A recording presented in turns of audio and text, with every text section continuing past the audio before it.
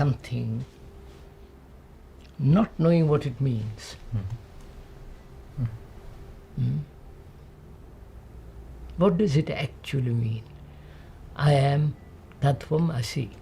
What does it mean actually? I am that. Or the what? It means the same thing. Thou art that. I am that. What does that mean? One can say, I am the river.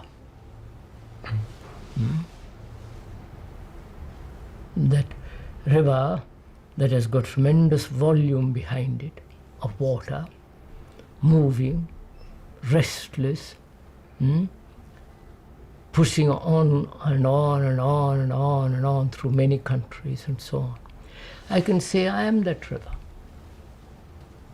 That would be equally valid as I am Brahman.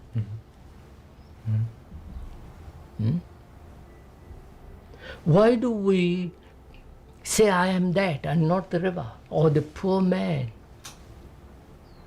or the man that has no capacity, no intelligence, dull, this dullness brought about by heredity, by poverty, by degradation and all that? Why don't we say I am that also? Why do we always attach ourselves to something which we suppose to be the highest?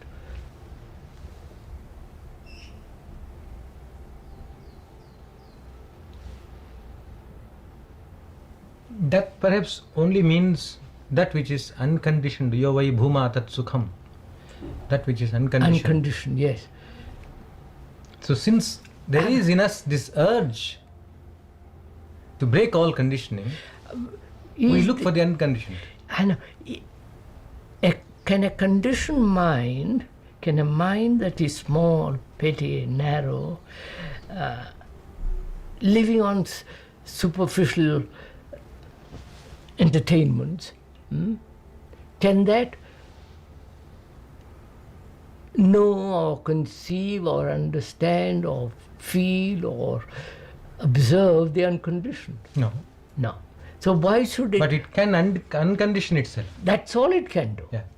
Not say there is the unconditioning, I'm going to think about it, or I am that. Now my point, if I may point out, why is it that we always associate ourselves with what we think is the highest, and not what we think the lowest? Perhaps in that Bhuma or Brahman, they have been used as same.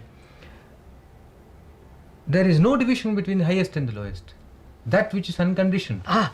But sir, that's the point. When you say I am that or thou art that, there is a statement of a supposed fact, which may not be a fact at all. Perhaps I must explain here again that the sage who uttered these Mahavakyas was believed to have had the direct experience of it. Now, if he had the experience of that, can he convey it to another? That's why. And also, sir, the question arises, can one actually experience something which is not experienceable? And we use the word experience so easily. Realize, experience, attain, self-realization, all these things. Can one actually experience the feeling of supreme ecstasy? Let's take that for the moment, that word.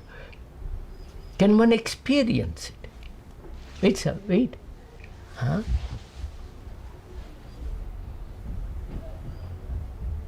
As you say, the infinite, can one experience the infinite? This is really quite Yeah. a fundamental question, not only here but in life. One can experience something which we have already known.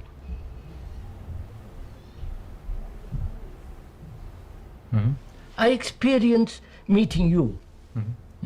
That's an experience, meeting you, or you meeting me, or my meeting X.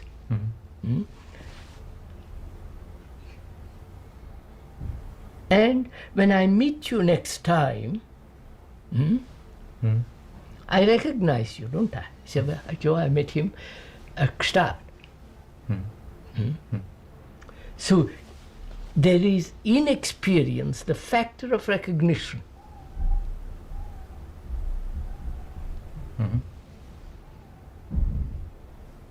That is objective experience. If I hadn't met you, I wouldn't experience you. I would go by, you would go by me, pass me by. Yeah. Huh? There is in all experiencing, isn't there a factor of recognition? Possibly. Otherwise, it's not an experience. I meet you. Is that an experience? Objective experience. It can be an experience, can't it? I meet you for the first time. That's then what takes place in that first meeting of two people? What takes place?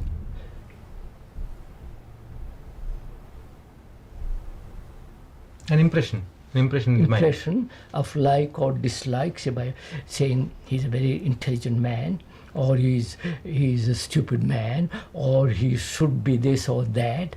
It's all based on my background of judgment, on my judgment, on my values, on my prejudice, like and dislike, on my bias, on the conditioning, on the background, right? That background meets you and judges you. The judgment, the evaluation, what we call experience. But isn't there, Krishnaji, another? Wait, sir, let me finish this. Wait a minute. Experience is, after all, the response to a challenge. Isn't it? The reaction to a challenge. I meet you and I react. If I didn't react at all, with any sense of like, dislike, prejudice, what would take place?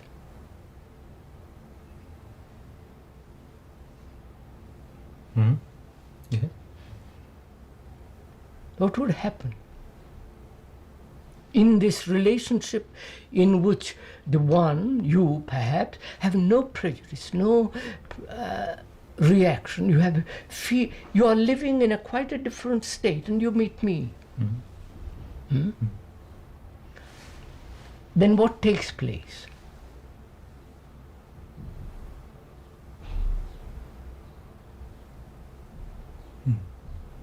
Peace.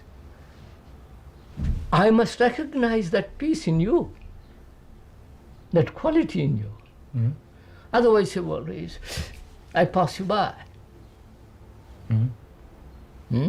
So, when we say experience the highest, can the mind, which is conditioned, which is prejudiced, which is frightened, experience the highest? Obviously not. Obviously not. And the fear, the prejudice, the excitement, the stupidity is the entity that says, I am going to experience the highest. When that stupidity, fear, anxiety, conditioning ceases, is there experiencing of the highest at all? That. Huh? Experiencing of that. No, I haven't made myself clear. If the entity, which is the fear, the anxiety, the guilt, and all the rest of that entity has dissolved itself from fear and so on, what is there to experience? Now, that beautiful question was actually put in just so many words by another sage, talking about Yajnavalkya. He asked the very same question. Vijñātāramare kena vijaniyat? You are the knower. How can you know the knower? You are the experiencer. But there is only one question that, or one suggestion that Vedanta gives, and that is, we are so long talking about an objective experience or paroksha anubhuti. Isn't there another experience? Not my meeting X, Y, Z, but the feeling I am. That is not because I met this I somewhere else, or because I confronted this I somewhere else. I don't even go and ask a doctor or somebody to certify that I am. But there is this feeling, there is this knowledge I am. This experience seems to be totally different from objective experience.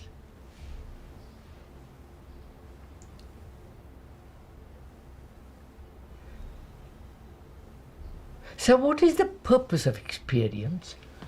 To get rid of exactly what you have been saying, to get rid of fear and get rid of all the complexes, all the conditioning, to see what I am in truth when I am not conditioned. No, sir. I mean, I am dull. Am I dull? I am dull. Or because I see you or X, Y, Z, very clever, very bright, very intelligent. Let's comparison. Yeah. And through comparing, I find myself, I'm very dull. And I say, yes, I'm dull, what am I to do? And just remain in my dullness. Life comes along, incident takes place, which shakes me up. And I wake up for the moment. And so I was not dull. Struggle, not to be dull, not to be a little more intelligent, and so on and so on. So experience generally has a significance of waking one up, giving you a challenge to which you have to respond. Either you respond to it adequately or inadequately. If it is inadequate, there is the response then becomes a media of pain, struggle, fight, But if you respond to it adequately, that's fully, that is, you are the challenge. You are the challenge. Not the challenged, but you are that. Therefore, you need no challenge at all. Yes. If you are adequately responding all the time to everything. That is beautiful, but how does one get there? Wait, sir. Just let us see the need for experience at all. I think this is really extraordinary if you can go into it, you see. Why human beings demand not only objective experience, which we can understand, going to the moon, they have collected a lot of information, a lot of data, a lot of rocks, and that kind of experience is perhaps necessary because it furthers knowledge of factual, objective things.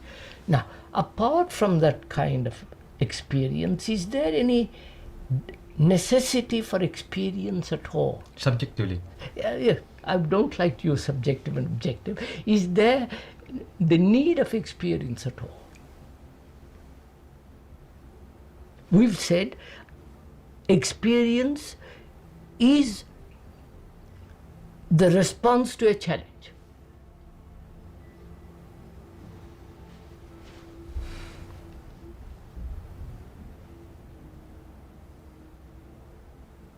I challenge you. I said, why?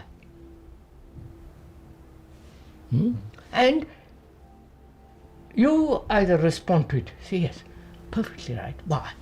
I'm with you. But the moment there is any kind of resistance to that question, why, you are already responding inadequately. And therefore, there is conflict between us, between the challenge and the response. Now, that's one kind of thing. Now, there is a desire to experience this, let's say, God, something supreme. The highest happiness, the highest ecstasy, bliss, a sense of peace, or whatever you like. Can the mind experience it at all? No. Then what does experience it? They want us to inquire what the mind is, No, what the I is. no. Why does the I, me, you, or they, or we demand experience? That's my point. Demand the experience of the highest which promises happiness or ecstasy or bliss or peace. Obviously, because in the present state we feel inadequate. That's so. Correct. Being in a state in which there is no peace, we want to experience a state which is absolute, permanent, eternal peace. Right? Just a little. Go ahead, sir. Go ahead.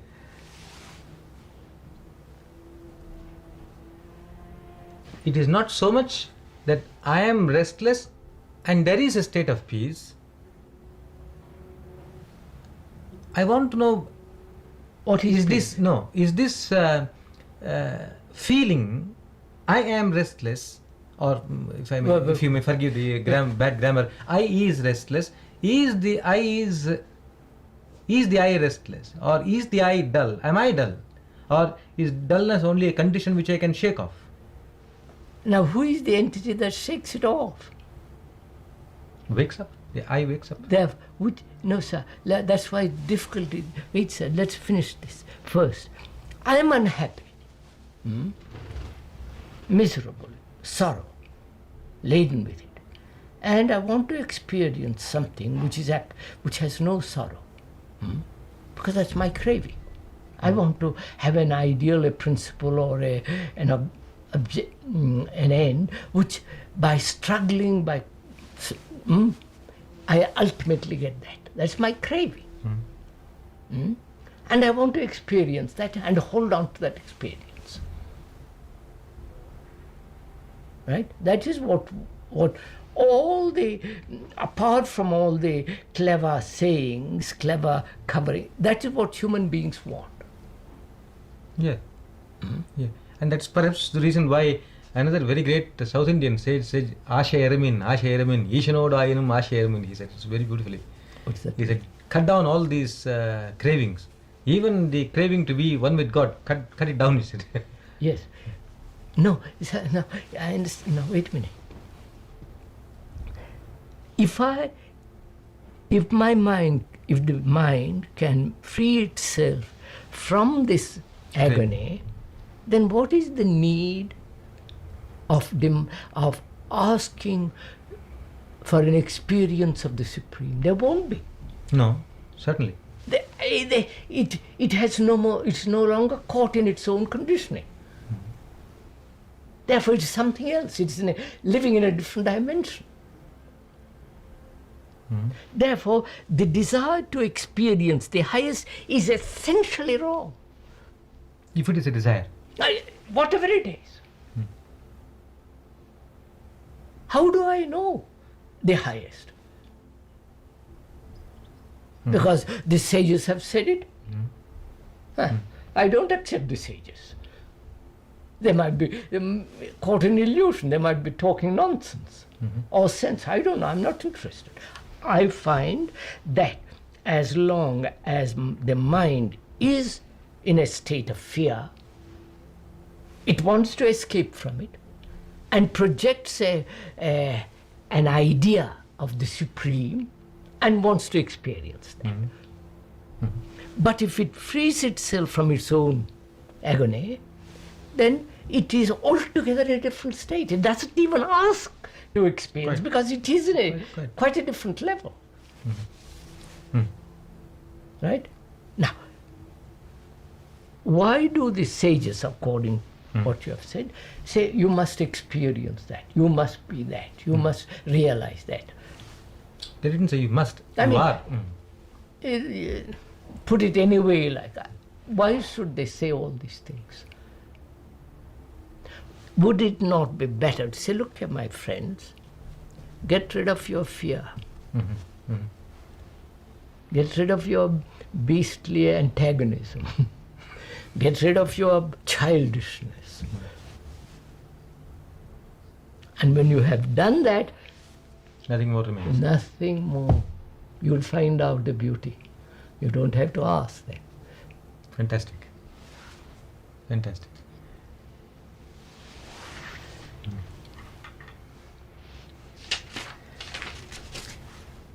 That naturally flows on to the last See, sir, and most the other important way, question. the other way is such a hypocritical state. It leads to hypocrisy. You see, I'm seeking God, but I'm all the time kicking people. Yeah, that could be hypocrisy. It Certainly. is, it is.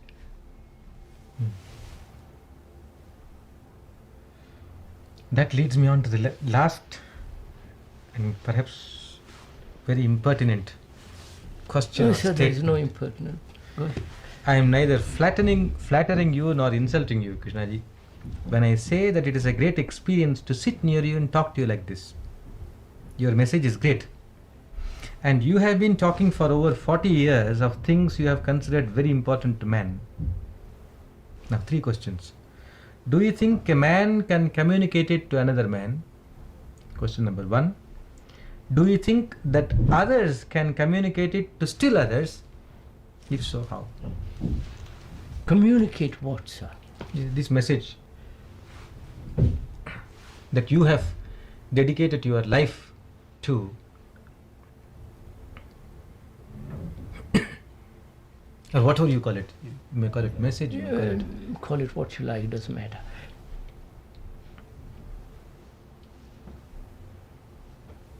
Am I, as the person who is speaking, is he conveying you a message, telling you a message? No.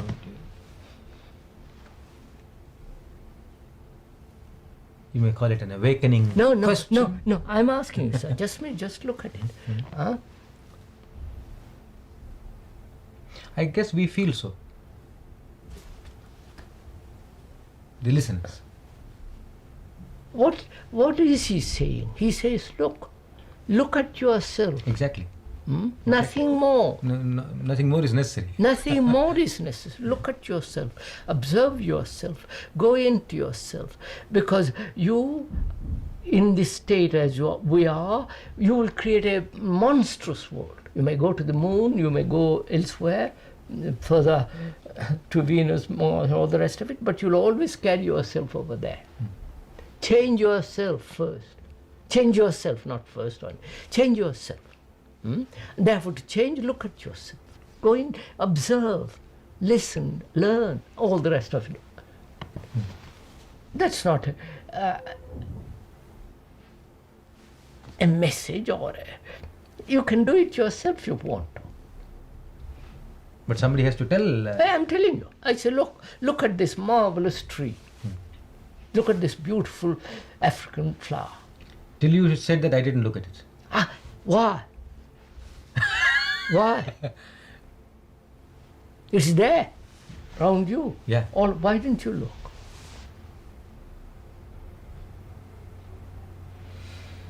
There could be 1,000 answers. No. Wait, sir. Look, I asked you to look at that flower. By my asking you to look at that flower, do you look at that flower? I have Wait. the opportunity, yes. Do you really look at that flower because somebody asked you to look at that flower? Huh? No. No, you can't. That's just it.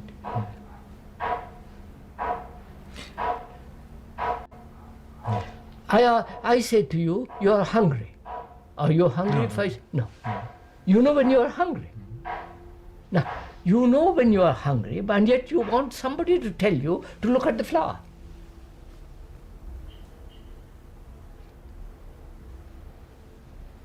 No. I may know when I am hungry, but it is the mother that tells me where the food is. No. We're talking not where the food is, but we're saying hunger. You know when you are hungry. But why don't you also know, why should somebody tell you to look at a flower? Because I'm not hungry for looking at the flower. Why? I'm satisfied with something else. No. Why? Why aren't you looking at that flower? Why?